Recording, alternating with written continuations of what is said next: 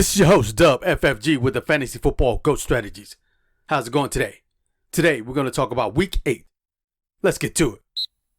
First up, let's recap Week 7.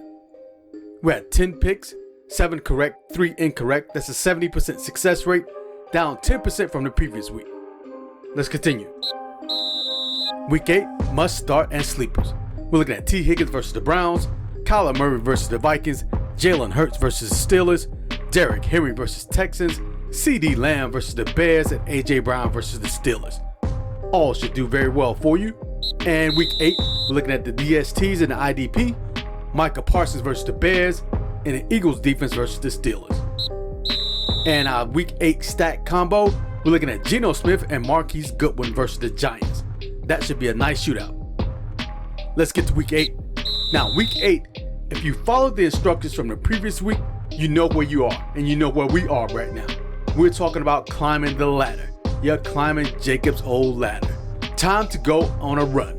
See, it's time to go on a run. So you're aiming for the fence right now, particularly if you're below 500, even in some leagues where you haven't even won at all. I know of some teams that are 0-7, but they have 7 more weeks to go before the playoffs.